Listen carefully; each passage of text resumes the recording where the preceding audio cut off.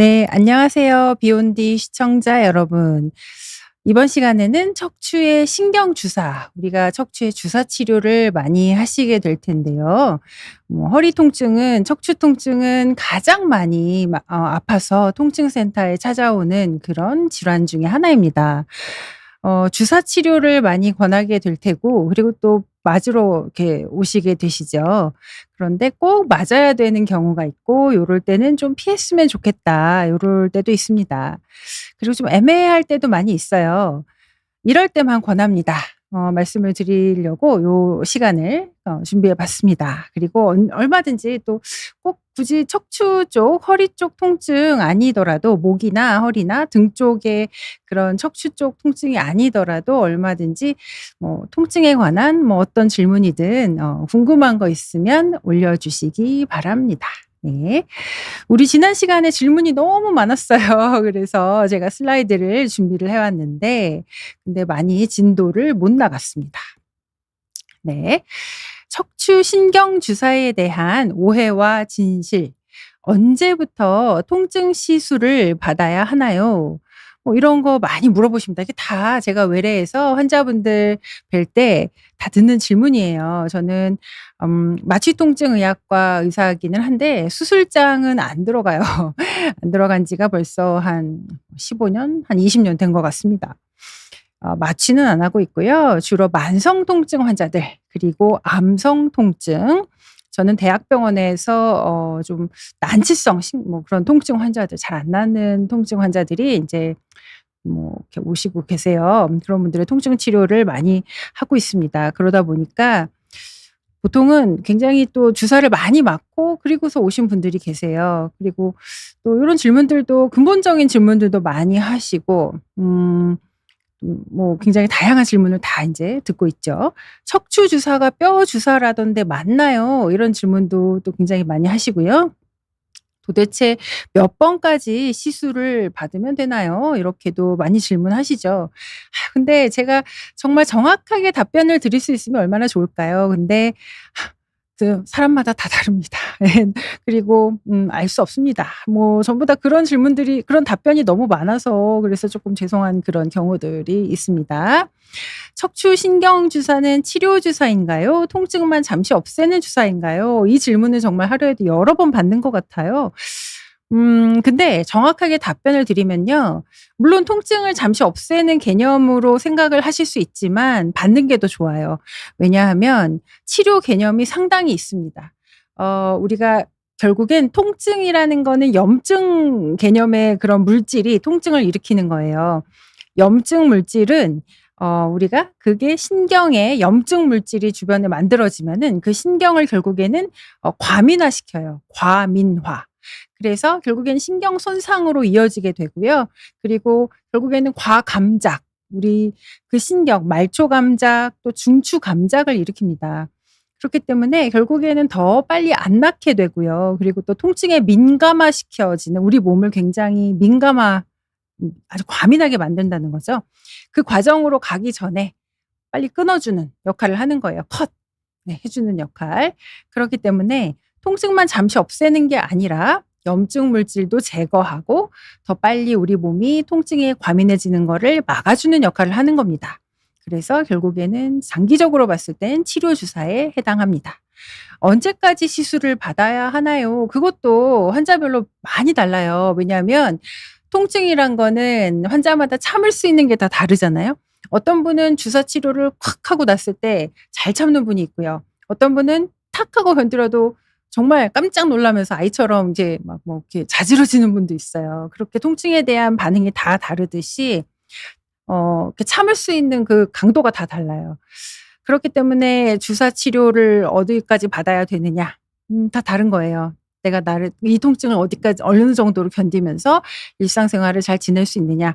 다만 좀 기준은, 제가 생각하는 기준은 잠을 잘 잘 수 있어야 돼요. 적어도 통증 때문에 깨면 안 돼요. 그리고 통증 때문에 이 마트를 간다든지 아니면은 통증 때문에 친구를 만나든지 이런 거에 방해가 돼서는 안 돼요. 그리고 통증으로 인해서 그래도 최소 30분 이상, 30분 정도는 걸어 다녀야 되는데 그 이전에 쉬어야 된다. 뭐 그러지는 않았으면 좋겠다. 요 정도의 기준을 갖고 있습니다. 시술을 위해 입원이 필요한가요? 그것도 시술마다 많이 다릅니다. 그래서 뭐 좀 시술을 했을 때 피가 난다든지 그리고 시술을 했을 때 신경 주변에 약이 많이 들어가서 뭐 좀 신경을 건드릴 가능성이 높다든지 그런 시술들은 당연히 다음 날까지 봐야 되니까 입원이 필요할 수 있겠죠. 일상생활로의 복귀는 언제부터 가능한가요? 대부분의 통증에 대한 척추 신경 주사는 실은 뭐 바로 당일부터 일상생활을 그냥 그대로 하실 수도 있어요. 그런데 당연히 좀 당일날은 좀 쉬시는 게 좋아요. 너무 또 무리하다가 그 당일날 또 막 몸살같이 힘들어하시는 분도 있고 어떤 그 척추 신경 주사 같은 경우는 막 이렇게 너무 무리하다가 복압이 올라가서 시술의 효과가 굉장히 많이 떨어지는 경우도 있습니다. 그렇기 때문에 조심하셔야 되겠죠. 네. 벌써 우리 또 질문이 올라오고 있어요. 그 소원리 님께서 목에 견갑골 견갑골 그 견갑골은 뒤쪽. 그다음에 견갑골 여기. 그다음에 쇄골. 그다음에 통증. 쇄골과 목의 견갑골 통증. 그다음에 손가락까지 팔저림. 목의 디스크 쪽으로 주사를 맞으니 별 효과가 없어서 CT를 찍으셨다. 결론은 흉곽 탈출 증후군. 저거 흉곽 탈출 증후군은 좀 어려운 질환입니다. 어려운 질환이고요. 원인은 크게 두 가지로 볼 수가 있어요. 보통은 디스크가 신경을 눌러서 아픈 질환 같은 경우는 여기서 이렇게 내려가는 디스크가 그러니까 만약에 디스크가 신경을 척추 쪽에서 눌러가지고 이제 문제가 되는 그런 질환이 이제 결국에는 척추 디스크 질환이잖아요. 근데 흉곽 탈출 증후군 같은 경우는 이미 여기서 신경이 빠져나왔는데 요 신경이 여기에 근육, 목에 있는 근육이라든지 여기에 있는 빗장뼈 여기 있는 빗장뼈에 의해서 그래서 눌려서 팔 쪽으로 저림이 일어날 수도 있어요. 또는 이런 근육이나 아니면은 빗장뼈에 의해서 혈관이 눌려서 그래서 또 저림이나 시림이나 그런 뭐 이렇게 파래진다든지 요런 게 일어날 수도 있어요. 그게 이제 흉곽 탈출 증후군인데 좀 디스크랑은 약간 다른 그런 특징을 일으킵니다. 보통 제가 이제 흉곽 탈출 증후군 환자들을 구분을 할 때 여쭤보는 거는요. 목 디스크 환자분들은 이게 좀 특징이 이렇게 팔을 이렇게 들어 올리면 지하철 같은 거 타고 갈 때 손잡이를 잡고 있잖아요. 그럼 약간 편안함을 느끼세요. 그리고 잠을 잘 때도 팔을 이렇게 들고 주무시면 약간 편해요. 근데 흉곽 탈출 증후군 환자분들은 팔을 이렇게 제끼고 있잖아요. 그러면 더 힘들어요. 네. 그런 좀 반대되는 그런 증상들을 호소를 하십니다. 물론 요거는 이제 제가 피지컬 이그잼이라 그래서 신체에 이렇게 좀 눌러보고 뭐 우리가 검진을 하잖아요. 검사를 해볼 때 그런 거의 특징 중에 대부분이 그렇다는 거지 100%, 100%는 아니다. 그렇지만 이런 거가 이제 구분을 해볼 때 특징 중에 하나입니다. 그리고 디스크, 목 디스크라고 하면은 딱 그 디스크가 튀어나와서 신경을 누르는 부분을 정확하게 타겟으로 해서 신경 주사를 놔드리면 돼요. 근데 이제 흉곽 탈출 증후군이라고 하면은 어느 부분이 눌리는지, 무엇 때문에 눌리는지, 또 어떻게 눌리는지에 따라 치료가 가능한 경우도 있고, 좀 많이 어려운 경우도 있고, 좀 굉장히 좀 미궁에 빠지는 그런 경우들도 있습니다. 네, 많이 힘들어요. 또 굉장히 늦게 찾아지기 때문에, 또 뭐 늦게 찾아지니까 이제 꾀병인가부터 시작해가지고 뭐 물론 꾀병은 없어요. 그렇지만 뭐 원인 자체를 찾기 어려우니 환자분이 많이 힘들어하시죠. 네, 맞습니다. 장비님께서는 일자목, 거북목에 어떤 스트레칭이 좋을까요? 라고 물어보셨는데요. 일자목과 거북목이라고 하면은 이제 제가 그전에도 이 목 쪽의 그 경추성 두통에 대해서 강의를 한 적이 있어요. 그걸 한번 좀 찾아보시면 우선 좋을 것 같습니다. 일자목과 거북목이라고 하면 저도 실은 이 경추성 저는 오른쪽이 좀 안 좋아요. 왜냐하면 저는 컴퓨터를 이제 이렇게 왼쪽 모니터를 항상 좀 쳐다봐요. 그리고 환자분을 이렇게 오른쪽으로 보면서 진료를 좀 합니다. 그 일상생활에서 오는 그런 안 좋은 자세가 일자목과 거북목을 많이 일으킵니다. 그리고 항상 컴퓨터를 뭐 하루에 뭐 한 16시간 잠자기 전까지는 매번 보는 것 같아요. 그리고 우리 요즘에 맨날 스마트폰 보잖아요. 그렇기 때문에 일자목, 거북목은 뭐 젊은 분들도 다 달고 있는 그런 모습, 그런 모양이죠. 목의 모습. 안 좋은 스트레칭, 좋은 스트레칭을 알려주시면 감사하겠습니다. 근데 일자목 거북목이어도 또 별로 안 아픈 분들도 있어요. 일자목 거북목이어도. 저는 근데 또 제가 엑스레이를 찍어 봤더니 목은 굉장히 아픈데 또 C자 커브는 잘 유지되고 있더라고요. 네. 그랬던 모양이었긴 했습니다. 저는 그러니까 결국에는 그냥 근육과 힘줄과 인대가 굉장히 딱딱하고 뻣뻣한 그런 모습이고 아직은 뭐 경추는 잘 유지되고 있는 모습인데요. 결국 등이 인제 그 펴져야 되는 그런 스트레칭이 굉장히 중요합니다. 그 상부 흉추가 펴져야 되는 그런 스트레칭이 중요하고요. 그 벽 밀기. 그 벽 밀고 이렇게 목을 이렇게 펴주는 그런 종류의 스트레칭을 많이 하시라고 또 말씀을 드리죠. 그리고 턱을 당기기. 그 스트레칭을 많이 하시라고 말씀을 드립니다. 그래서 지금 시간에 제가 스트레칭은 특집을 좀 준비를 하고 있어요. 저는 뭐 이전에도 말씀을 좀 드렸는데 운동을 뭐 많이 할 시간이 없어서 가장 최소한의 스트레칭과 운동으로 가장 최대의 효과를 얻는 방법 뭐 이래 가지고 특집을 준비하고 있으니까 좀 기대해 주셨으면 좋겠습니다. 경추성 두통 쪽 편을 한번 보시면 좋겠어요. 네. 뭐 그리고 여기 아래 후두, 삼각근 요쪽을 좀 풀어 주시는 것이 가장 중요하다라고 말씀을 드려서 예, 요거 동작 반대편 어깨 쳐다보기 그리고 고개 내리기 요 동작을 많이 하셔라. 이때 손바닥은 그 반대편 엉덩이에 내려라. 동작 되게 어렵죠? 이렇게 그 경추성 두통 부분을 좀 봐주시기 바랍니다. 네. 남조완열님께서는요. 신경뿌리병증 치료가 가능한지.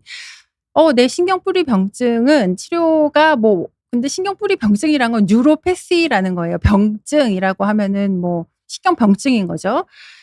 손상이 어느 정도까지 일어났느냐에 따라서 치료가 가능할 수도 있고 회복이 가능할 수도 있고 그렇지 못할 수도 있습니다. 신경 그 손상의 단계에 따라서.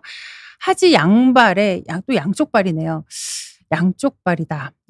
양쪽 발에 통증이 너무 심하고 세균성 뇌수막염 후에 세균성 뇌수막염 후에 나타났으면 그러면 조금 치료가 힘들 가능성이 높습니다. 죄송하지만 그럴 가능성이 높아요. 안타깝지만요.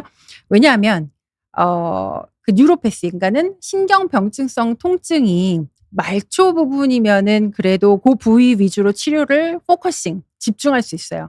근데 이제 조금 더 척수 그리고 뇌 쪽 신경으로 올라갈수록 중추성 신경으로 올라가는 거죠. 치료가 많이 어려워요. 오죽하면 마약성 진통제도 잘 안 들어요. 그쪽은 마약성 진통제도 잘 안 듣고요. 환자분도 마찬가지로 척추 신경 자극기까지도 삽입을 하신 거죠.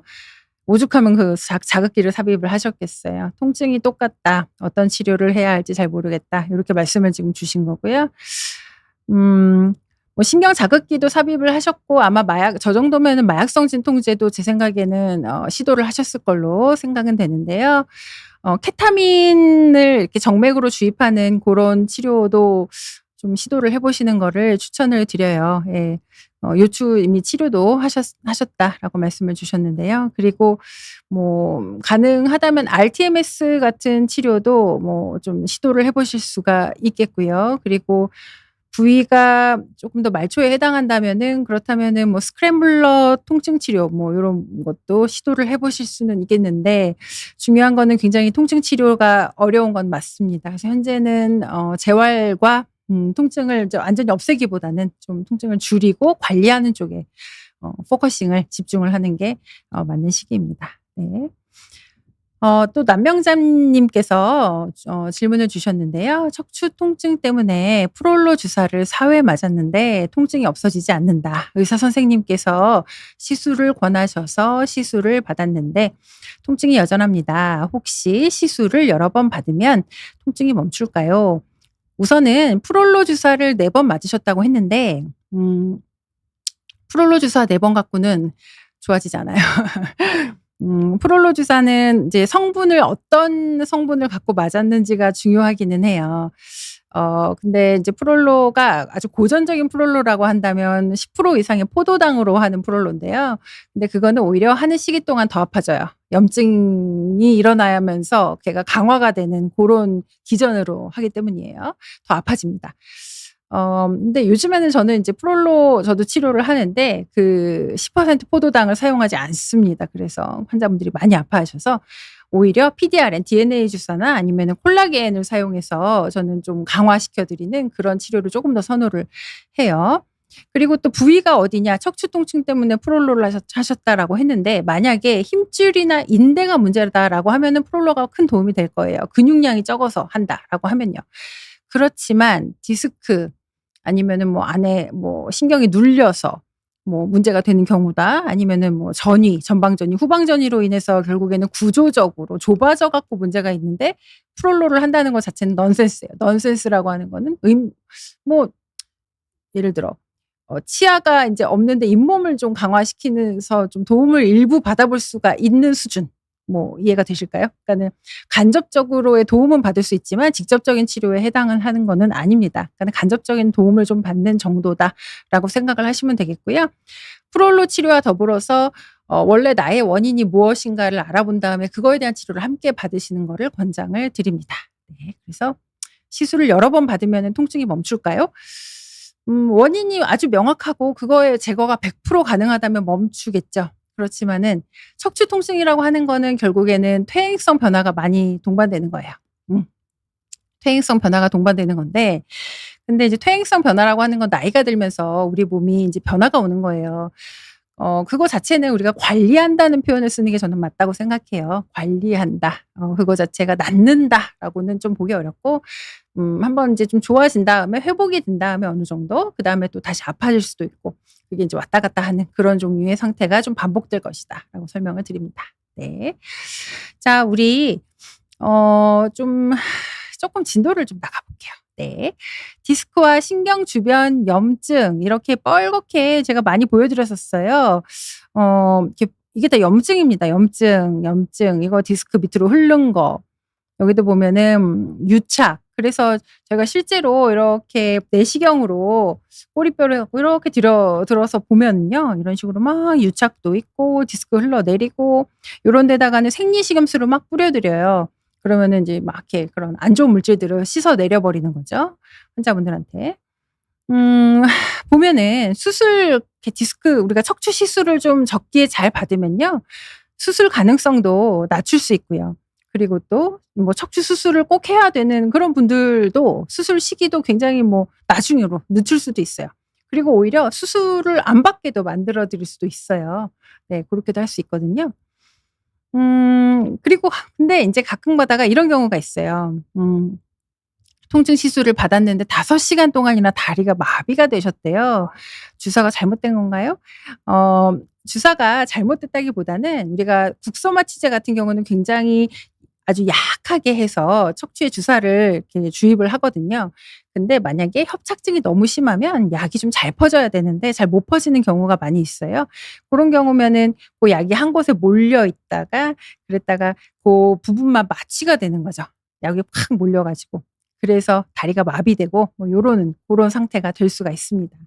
국소 마취제가 너무 신경 가까이에 주입된 경우, 환자의 주사 부위에 유착이 너무 심해서 약이 잘 안 퍼진 경우, 국소 마취제 주입 부위가 말초에 가까울수록 그러니깐 특히 발목이라든지 발등, 종아리 이런 데다가 막 마취제를 이렇게 쏜 경우, 이렇게 주사를 한 경우 감각 이상만으로도 다리 쪽으로 '내가 마비가 왔구나.' 이렇게 느끼실 수가 있는 거죠. 고런 경우고요. 시간이 지나면 100% 좋아지시니까요. 회복이 되니까 너무 걱정하지 마시기를 바랍니다. 네. 그리고 우리가 척추 협착증이라던데요 내가 이렇게 말씀을 많이들 하시잖아요. 협착증은 굉장히 많아요. 협착증은 실제로 경증에 속해요, 경증. 근데 저는 실은 협착증이 경증으로 분류되는 거는 좀 반대입니다. 왜냐하면 척추 협착증은 되게 경한 분도 있으세요. 그렇지만 너무너무 심한 협착증은요. 하지에 마비가 올 정도로 중증의 협착증도 있거든요. 그러니까 모든 협착증을 전부 다 그냥 한꺼번에 묶어서 경증으로 우리나라는 분류를 하고 있는데요. 저는 그거는 조금 아니라고 생각을 하고 있습니다. 협착이 없는 건강한 척추도 있는데 이렇게 협착증이 뭐 심해지면은 그러면은 어떻게 되느냐. 많이 못 걸으시는 거죠 뭐. 잘 못 걷고 쪼끔만 걷다가 또 이렇게 다리가 하지가 이렇게 저리고 뭐 시리기도 하고 뭐 지팡이를 짚으면서 쪼끔씩만 걸어야 되고 뭐 이런 식으로. 근데 그러면 이런 협착은 왜 생기나요? 결국에는 퇴행성 변화예요. 퇴행성 변화로 디스크가 튀어나가서 이렇게 디스크 탈출증으로 인해서 앞에서는 디스크가 튀어나가고 뒤쪽에서는 황색 인대가 두꺼워지고 이쪽에 보면은 뒤쪽에 파셋 조인트라 그래 가지고 후관절이라는 게 있어요. 척추 후관절이 두꺼워지고 우리 좀 무릎이 두꺼워지면은 무릎에 이제 관절염이 오면은 무릎 관절이 막 이렇게 두꺼워지고 모양이 변하잖아요. 그런 것처럼 척추의 후관절도 퇴행성 변화가 오면 두꺼워지고 이렇게 막 커집니다. 그렇게 돼서 결국에는 이렇게 관절을 그 척추 협착증, 그러니까는 그 척추 구멍을 신경 구멍을 좁게 만드는 협착으로 가는 거죠.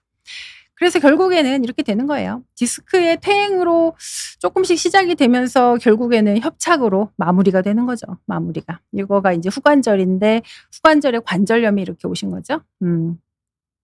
이 환자분한테는 후관절에 관절염이 왔고 결국에는 디스크에 맨 처음에 퇴행성 변화로 염증이 오고 탈출이 되고 황색 인대가 두꺼워지고 변화가 오면서 척추 후관절에 또 염증이 또 생기고 이쪽에 염증 생기고 또 막 뼈에 골극이 삐죽삐죽 자라고 퇴행성 변화로 그러면서 척추체가 또 좀 전이가 생기고 이러면서 복합적으로 연세가 들면서 구조가 변하면서 그러면서 결국에는 척추관 협착증이 전반적으로 완성이 되는 겁니다. 척추 협착증 증상은 디스크랑 좀 다른가요? 네, 다르죠. 아무래도 연세가 많으신 분들한테 척추 협착증 증상이 더 많이 생깁니다. 허리, 엉덩이 부위 그리고 하지 통증이 생기는 거는 거의 비슷한데요. 신경성 파행이라는 증상이 옵니다. 이거는 조금만 걷다 보면 허리가 아프고 다리가 저리고 마비가 온 것 같아서 한 번에 쭉 못 걸으세요. 근데 인제 요거의 기준, 치료의 기준 언제 주사를 맞아야 될까요? 10분 이상 못 걸으시면 약을 먹어도 10분 이상 못 걷는 게 개선이 되지 않는다라고 하면은 그러면 치료가 필요합니다. 좀 더 적극적인 치료가 필요하신 거죠. 그리고 허리가 아프고 다리가 저려서 같은 자세로 계속 못 서 있고 허리를 자꾸 수그려서 조금 쉬어 줘야 되는 거죠. 그리고 허리를 뒤로 젖히면 더 아파요.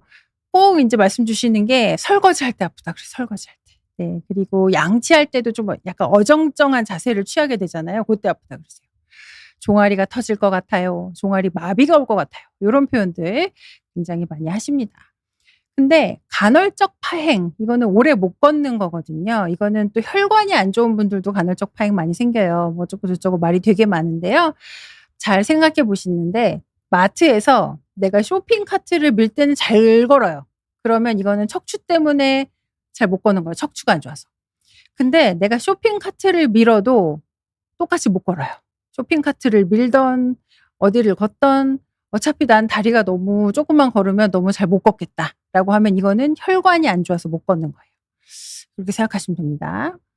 음 그렇지만은 또 좀 특징이 연세가 드시면 척추관 협착증과 말초 동맥 질환이 같이 함께 있는 경우가 많이 있습니다. 동맥도 이렇게 딱딱해져서 이렇게 잘 못 걷는 경우도 많이 있습니다.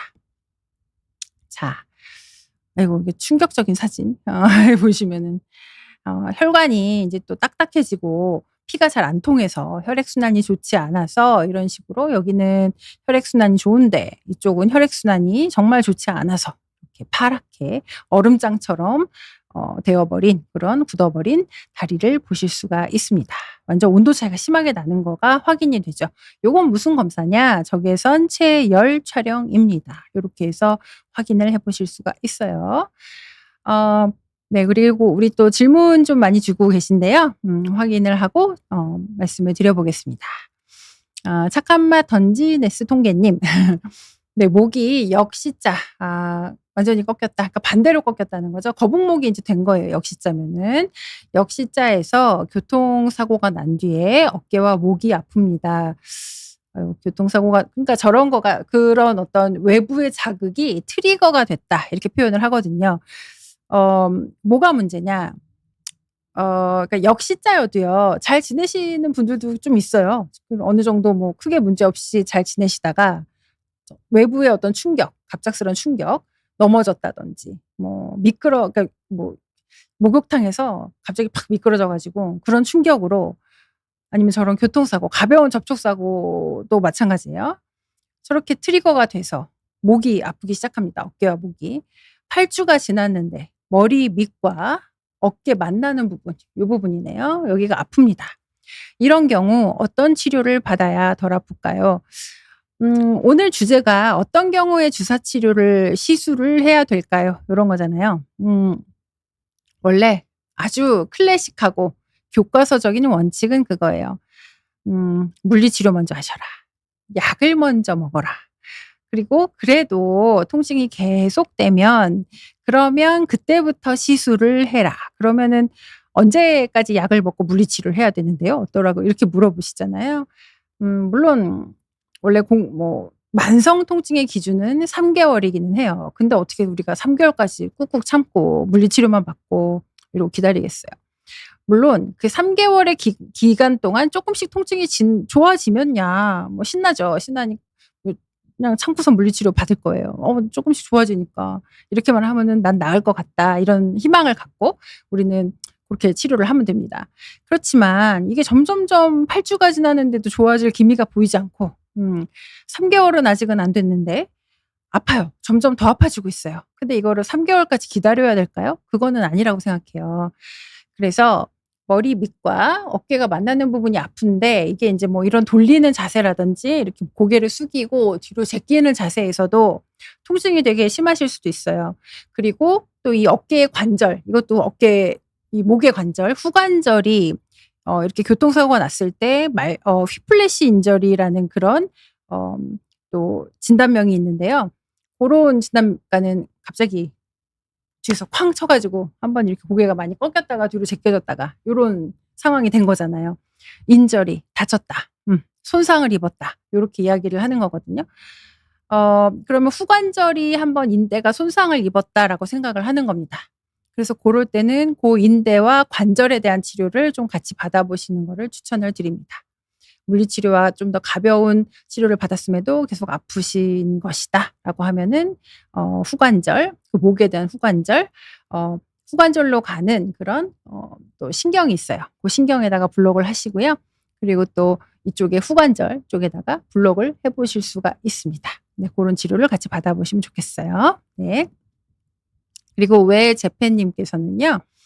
MRI를 찍었더니 의사 선생님이 "신경이 거의 다 막혔다. 네, 당장 뭐 시술을 안 하면 큰일 난다."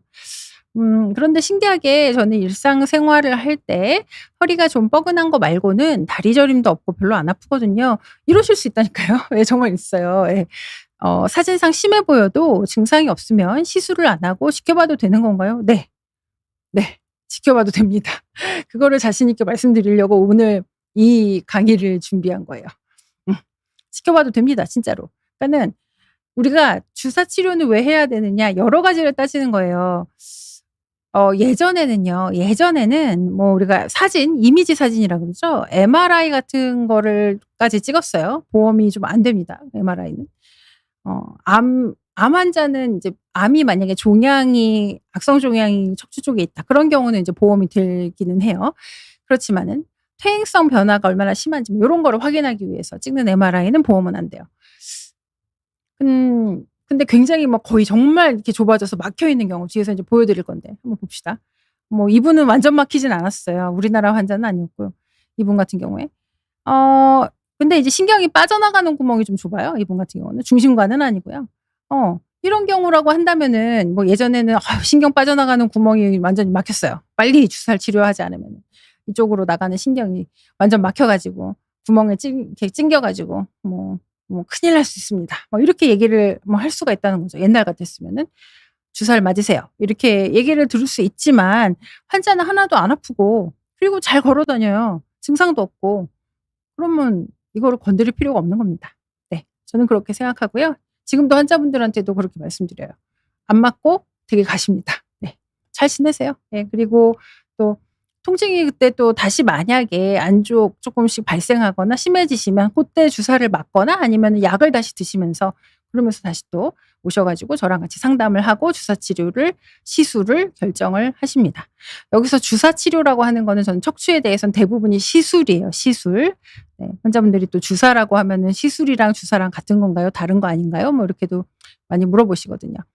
그래서 그 왜 재팬님께서 아까 물어보신 것처럼 뭐 "신경이 거의 다 막혔다." 뭐 얼마나 막혔는지 제가 사진을 본 건 아니니까 뭐 "얼마나 심하다."라고 직접 얘기하기는 어렵지만요. "시술을 안 하면 큰일 난다."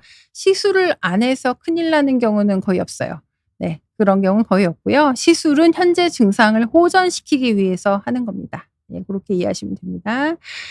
사진상 심해 보여도 증상이 없으면 시술을 꼭 하실 필요는 절대로 없습니다. 네. 그게 답이에요. 그거를 말씀드리고 싶어서 이번 강의를 준비한 거예요. 이게 바로 핵심입니다. 이게 바로 핵심이에요. 네. 네. 자 우리 한번 볼게요. 46세 김미영 씨 163 센치에 61 킬로그램이세요. "나는 너무 아픈데 왜 이렇게 아픈 걸까요?" 11 개월 전에 무리를 해서 운동을 하고 난 뒤에 허리가 너무 아팠어요. 다리까지 완전히 내려가는 그런 저린 뭐 그런 통증 같은 건 아니지만은 허벅지까지 불편할 때가 좀 있어요. 앉아 있을 때가 너무너무 아파서 어쩔 줄을 모르겠어요. 이런 분들이 자주 오십니다. 앉아 있지를 못하고 일어서서 인제 외래에서 진료를 같이 보시는 거예요. "좀 서서 볼게 진료 좀 보겠습니다." 이러면서 서서 일어나서 저랑 얘기를 하시죠. 차라리 서 있는 게 나은데 또 쪼금 서 있다 보면 또 아파요. 허리 때문에 차 타고 어디 가는 것도 너무 힘들어요. 내가 지금 휴직을 하고 있는데 조만간 복직도 해야 될 텐데 이래 가지고 일을 할 수 있을지 모르겠네요." 막 이런 얘기도 하시고요. 허리를 수그릴 때 통증이 더 심해지고 뒤로 젖히면 쪼끔 뭐 그거는 좀 할 수 있어요. 외출할 땐 좀 복대를 착용하는 편입니다. 물리치료, 진통제 복용도 해 보고 침도 좀 맞아 보고 아픈 곳에 주사도 다 맞아 봤고요. 신경 차단술인지 블록인지 이런 것도 다 해 봤어요. 어느 병원에선 신경 성형술 뭐 이런 것도 하라 그래서 그것도 했어요. 근데 그거 그냥 효과가 잠깐뿐이에요. 다시 아파져요. 엑스레이는 괜찮다는 얘기 들었고 MRI도 찍었는데요. 디스크가 좀 나와 있지만 심하진 않다고 하네요. 의사 선생님이 "이 정도로 아플 수 있는 허리는 아니라."고 그렇게 얘기하십니다. 주위에서도 처음에는 많이 걱정했는데 점점 뭐 제가 계속 아프다고 하는데 이상하게 보는 것 같아요. 제가 이상한 건지 정신병인지 너무 우울합니다. 이런 얘기를 하시는데요. 척추 디스크의 퇴행성 변화가 좀 오고 있는 상황에서 이게 굉장히 심한 통증을 일으키는 고런 상황일 수 있어요. 이거를 우리는 디스크 내장증 요렇게 진단명을 붙이기도 하는데요. 음. 이런 디스크 내장증도요. 경우에 따라서 뭐 다 그런 건 아니에요. 그렇지만은 일부 환자분들이 저렇게 심한 통증을 호소하시기도 합니다. 보시면은 요거는 괜찮은 뭐 심한 괜찮은 디스크예요. 요것도 약간 퇴행성 변화가 와서요. 수분이 약간 디스크에서 빠진 고런 디스크. 요거는 인제 쪼끔 블랙 디스크처럼 바뀐 거예요. 퇴행성 변화가 온 디스크. 요것도 블랙 디스크예요. 인제는 요 하얀 거가 수분이거든요, MRI에서. 수분이 많이 빠졌네요, 여기는. 여기 보면은 블랙 디스크가 완전히 되면서 이게 인제 척추뼈거든요. 위와 아래에 척추뼈도 같이 염증이 생겨 버렸어요, 요런 식으로. 네. 염증까지 왔네요. 이러면은 요 구조물 컴플렉스라는 표현을 쓰거든요. 디스크와 닿고 있는 위와 아래에 척추뼈가 같이 퇴행성 변화와 함께 염증이 온 거죠. 요런 상황에서 아까와 같은 통증을 호소하실 수가 있습니다. 생각보다 젊은 분들한테도 요런 상황이 꽤 올 수 있어요. 한 40대 중반 분들도 제가 요렇게 된 척추를 MRI 상으로 많이 봤습니다. 이런 디스크 내장증의 위험 인자와 발생 원인. 디스크 내장증으로 인한 요통은 전체 허리 통증의 한 40% 정도를 차지한다고 합니다. 위험 인자는요. 노화가 물론 있겠죠. 나이가 들면서 나빠지는 거예요. 그리고 물리적인 충격, 아까 그 말씀 주셨던 뭐 교통사고, 외부의 충격 요런 거 갑자기 무거운 물건을 팍 들으면서 또 이런 경우도 있어요. '내가 친구 아이를 좀 안아 줬다. 그때 갑자기 삐끗했다. 그래서 그때부터 아파지기 시작했다.' 요런 거. 그다음에 요 생각 외로 흡연. 이게 조금 덩치가 있으시면서 배가 나온 남성분들 중에 흡연을 하는 분들. 비만, 흡연. 요게 굉장히 또 연관성이 높아요. 가뜩이나 디스크 안에는 원래는 혈관이 없어요. 이 디스크의 수액 안에는. 근데 혈관도 없는데 근데 영양분도 가뜩이나 안 가는데 흡연까지 하신다? 영양분도 안 가요. 예. 그래 가지고 뭐 이렇게 디스크 내장증도 잘 옵니다. 유전적인 영향도 꽤 커요. 유전적인 영향 꽤 큽니다. 블랙 디스크가 있다고 모두 다 아파하시는 거는 아니고요. 유전적인 요인 50%, 후천적인 요인 50%, 담배 피고 뭐 비만 있고 요런 경우. 예. 나이 들고 45세 넘어가면서 많이 생겨요. 건강한 수액에는 혈관과 신경이 없고 섬유륜에만 혈관과 신경이 조금 있는데요. 근데 인제 섬유륜이 여기가 막 찢어져요, 여기가. 그러면서 염증이 생기는 거죠. 그러면서 여기에 막 이렇게 안 좋은 혈관이 막 이렇게 걔가 또 막 자기 스스로 막 힐링을 해 보겠다고 어 거기에 혈관이 막 이렇게 스스로 자라나는 거예요. 그리고 신경이 스스로 힐링을 해 보겠다고 막 자라납니다. 근데 걔네가 정상적인 혈관과 신경이냐 그건 아니고요. 안 좋은 비정상적인 혈관과 신경인 거죠. 그래 가지고 말초 신경과 그 혈관의 감장 및 민감화가 진행이 됩니다. 그래서 그 아이들이 또 결국에는 그 바로 뒤에 이제 뒤쪽에 위치한 척수신경에까지 영향을 줘서요. 통증을 막 계속 전달하는 거예요, 뇌로. 이게 바로 디스크 내장증이다. 뭐 이렇게 설명을 합니다. 근데 결국에는 뭐 모든 환자가 저렇게 된다 그래서 다 디스크 내장증 통증이 심한 건 아니고요. 척추 상태에 따라서 우리는 뭐가 원인인지를 정확하게 파악을 한 다음에 맞춤 치료 계획을 세우는 게 중요합니다. 일론 머스크가 그런 얘기 했잖아요. 이제는 로봇가 다 수술할 거고 결국에는 의대는 갈 필요가 없고 로봇 수술 계획에 따라 우리는 그렇게 그냥 수술 찍어내듯이 받으면 된다. 근데 그거는 아니에요.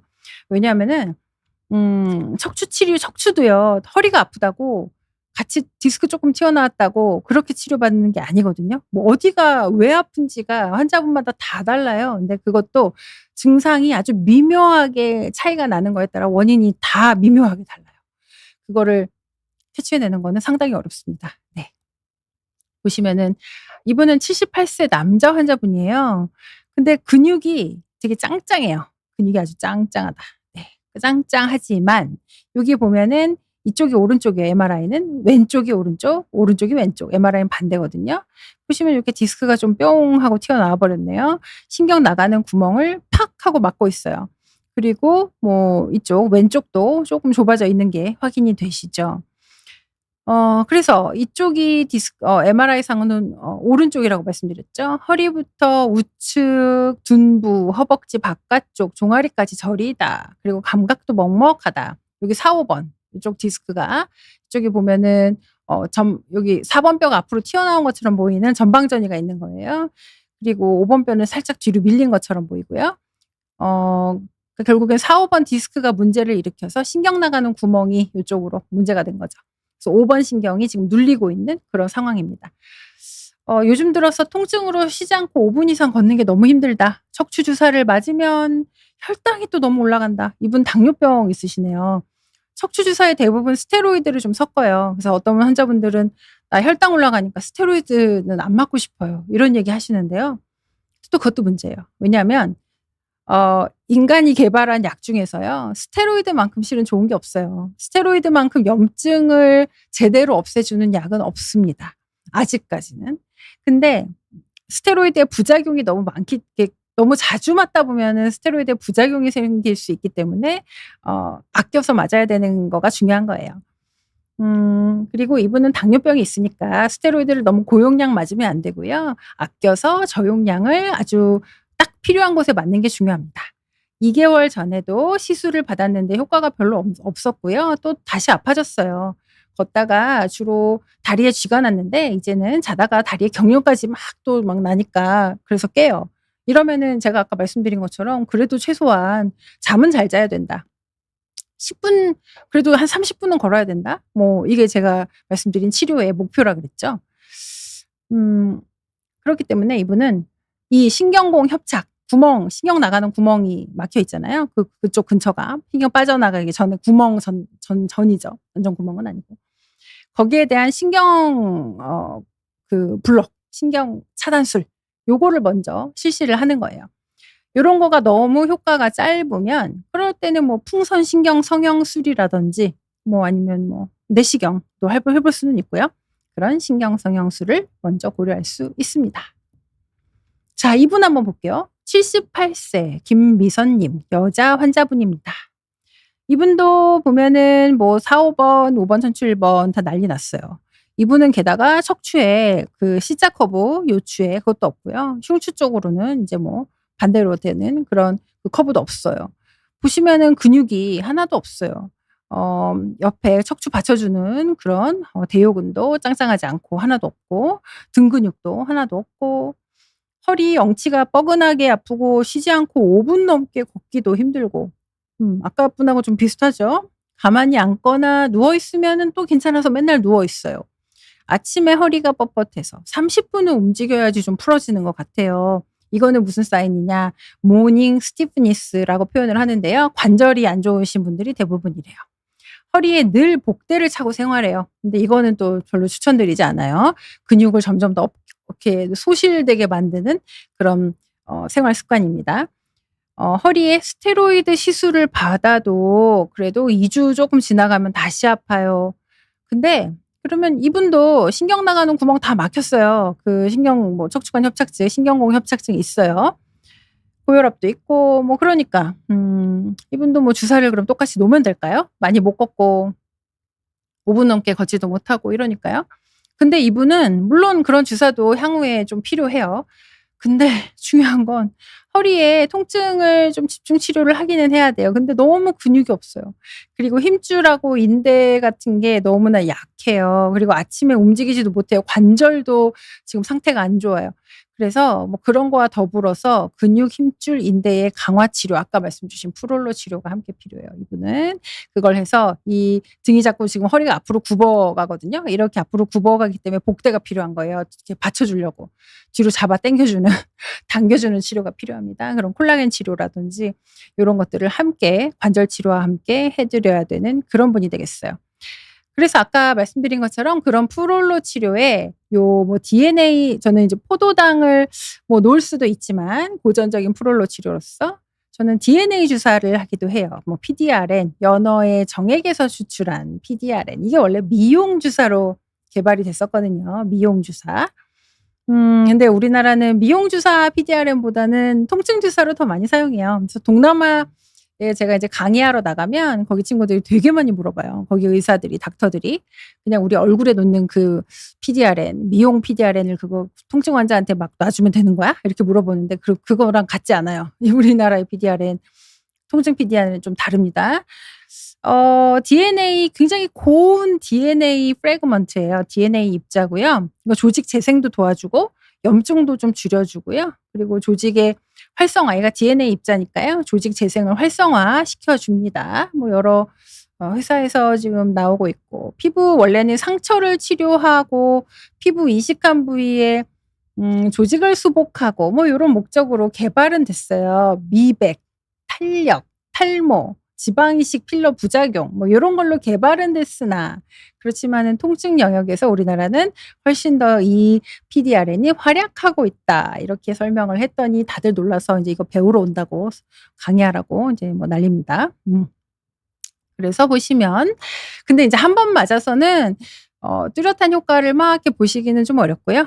반복은 좀 해 줘야 돼요. 아까 프롤로도 4번 하셨다고 했잖아요. 근데 쪼끔 더 반복이 필요할 수 있어요, 프롤로도. 이 PDRN도 그렇습니다. DNA 주사도요. 한 번 갖고는 좀 어렵고 통증이 좋아지는 게 최소한 3에서 5회는 최소 하셔야 된다. 더 필요할 수도 있어요.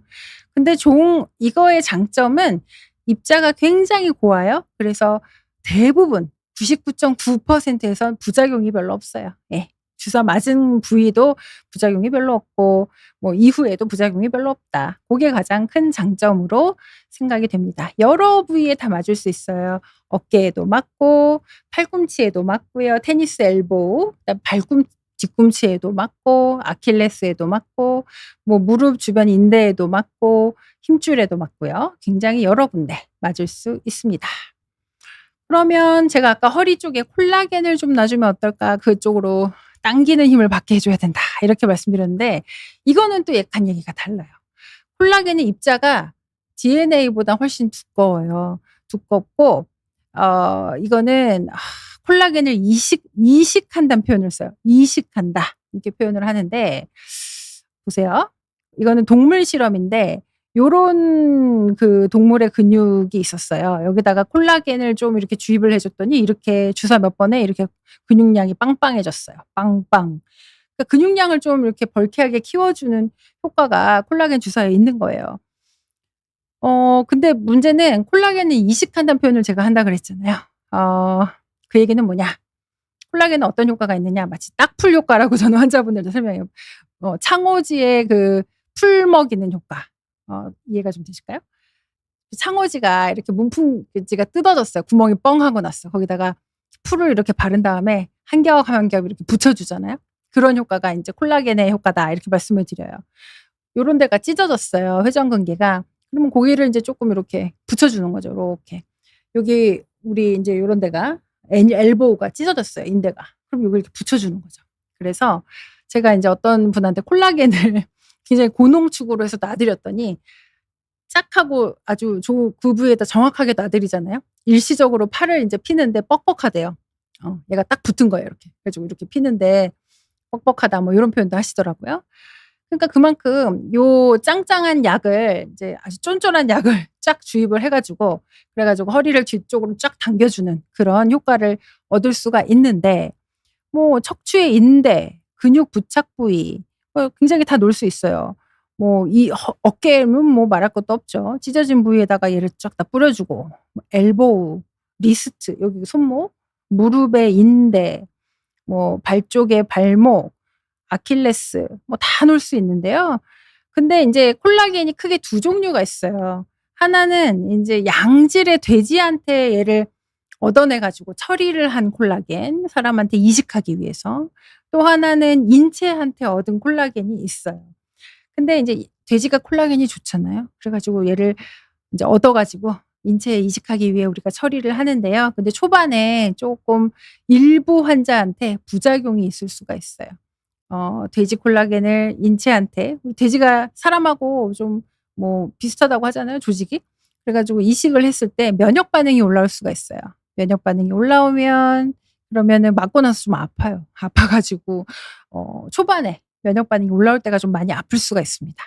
그래서 "교수님 왜 이렇게 저한테 아픈 걸 놨어요?" 막 이러면서 막 이렇게 좀 호소하실 수가 있는데 얘가 또 맞다 보면은 고런 반응이 많이 호전될 수 있어요. 괜찮아집니다, 그런 것들은. 그리고 이 약의 진가를 아시는 분들은 또 주기적으로 맞으러 오십니다. 네. 척추 신경 주사에 대한 오해와 진실. 자, 다시 한번 정리해 볼게요. 언제부터 통증 시술을 받아야 하나요? 아까 말씀드렸죠. 3 개월부터 만성 통증이라고 했지만 난 계속 기다려야 되나요? 그건 아니에요. 우선은 물리치료 먼저 하시고 당연히 먹는 약 먼저 먹고 크림도 바르고 파스도 붙이고 해 보실 거는 고런 건 해 보셔야 돼요.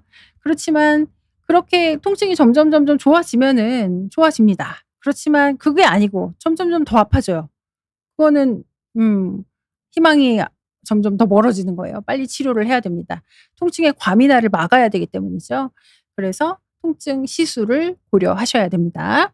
척추 주사가 뼈 주사라던데 맞나요? 여기서 뼈 주사라는 거는 스테로이드를 의미하는 겁니다. 아까 제가 또 답변 드렸어요. 인간이 만든 개발한 약 중에 스테로이드만큼 아직까지 염증을 잘 잡는 건 없습니다. 그렇지만 스테로이드의 부작용을 생각해서 뭐 스테로이드의 부작용은 이전 강의에서도 여러 번 말씀드렸고요. 스테로이드를 아주 정확하게 저용량을 딱 정확한 용량을 필요한 용량을 아껴서 맞는 것이 중요합니다. 몇 번까지 시술을 받을 수 있나요? 이것도 스테로이드를 어떻게 썼느냐에 따라 달라요. 그리고 당연히 주사 치료의 횟수는 많지 않을수록 좋기는 합니다. 왜냐하면은 여러 번 찌를수록 감염의 위험이 올라가고요. 피가 많이 나면은 또 거기에 또 혈종의 위험이 올라갈 수도 있고요. 그런 부작용의 위험이 올라갈 수 있잖아요. 그렇지만 정해진 횟수가 있는 건 아니에요. 물론 건강보험은 뭐 몇 회로 제한한다. 요런 거에 뭐 정해진 횟수가 있을 수 있어요. 그렇지만은 치료를 몇 번까지 하면은 끝. 요런 거의 횟수는 정해져 있지 않습니다. 그런 건 아니에요. 시술을 받으면 통증이 없어지나요? 그거는 원인 자체가 해결이 되면 없어질 수 있는 통증도 있죠. 그렇지만 우리 생각을 해 봅시다. 이게 이제 나의 몸이 점점점 나이가 들어서 퇴행성 변화가 되게 심하게 왔어요. 그런데 이거를 내가 "완치시켜 주세요. 완치. 난 낫게 해 주세요." 이렇게 얘기하는 거는 쪼끔 그건 좀 말이 안 된다고 저는 생각해요. 그거는 아니고요. 나의 몸은 관리하는 거예요. 그래서 아까 되게 살이 많이 쪄서 아픈 그런 척추의 통증이라면 살을 좀 빼야 돼요. 그리고 담배를 엄청 많이 피워서 아픈 상황이라면 그러면은 또 고것도 쪼끔 줄여 봐야 되고요. 예, 고런 뭔가 관리가 필요한 겁니다. 또 당뇨 그 혈당이 되게 높으면 또 통증도 같이 잘 안 잡혀요, 고런 것들. 또 그리고 이렇게 관리를 잘하고 잘 낫게 해 드려도요. 또 그래요. 환자분들이 내가 좀 덜 아파지잖아요. 꼭 우리 어머님들이 김치를 담그거나 뭔가 일을 많이 내가 화분을 옮기고 또 그런 거를 청소를 하고 왔다고 이래 가지고 다시 또 아파 가지고 꼭 오시더라고요. 관리하세요. 본인의 몸을 여왕처럼 아껴라. 이런 말씀을 저는 많이 드리고요. 그리고 척추 신경 주사는 치료 주사인가요? 통증만 잠시 없애는 주사인가요? 물론 처음에는 통증만 잠시 없애는 것처럼 느껴지시겠지만 장기적으로 봤을 때는 얘가 신경과 조직과 인대의 파괴를 막아줍니다. 그렇기 때문에 넓게는 궁극적으로 치료 개념에도 해당된다는 거를 강조드리고 싶어요. 언제까지 시술을 받아야 되나요? 이것도 사람마다 너무 다릅니다. 왜냐하면 통증을 내가 견딜 수 있는 역치는 다 다르기 때문이죠. 시술을 위해 입원이 필요한가요? 그것도 시술마다 달라요. 그렇지만 부작용이 심할 수 있는 시술은 그런 시술에 따라 입원을 해야 하는 경우가 있다. 의사가 판단할 겁니다. 시술 후 일상생활로의 복귀는 언제부터 가능한가요? 주사에 따라 그것도 다르죠, 시술에 따라서. 바로 당일날 복귀할 수도 있지만 복압이 갑자기 확 올라가면 절대 안 되는 시술들도 있거든요. 그리고 또 옆에서 피가 나는지 이런 걸 계속 지켜봐야 되는 시술도 있어요. 그런 경우는 일상생활로 당연히 복귀하는 건 좋지 않고요. 그리고 시술을 받은 날은 쪼끔 너무 이렇게 몸을 이렇게 함부로 이렇게 무리하는 거를 하지 않으시는 거를 추천드려요. 시술의 효과를 잘 살펴보시고 뭐 좀 그전에 아팠던 거랑 어떻게 변화가 있는지를 잘 주목을 해서 지켜보시기를 바랍니다. 네. 긴 시간 동안 제가 쭉 말씀을 드렸는데요. 오늘 준비한 거는 좀 잘 진행을 했습니다. 다음 방송 시간은요. 6월 2 일이에요. 화요일 날 저녁 8 시에 말씀을 드려 보려고 하고요. 그때 또 우리가 재밌는 내용으로 알찬 내용으로 통증에 대해서 무엇이든지 물어보세요. 내용으로 돌아오도록 하겠습니다. 오늘 긴 시간 동안 함께해 주셔서 감사합니다.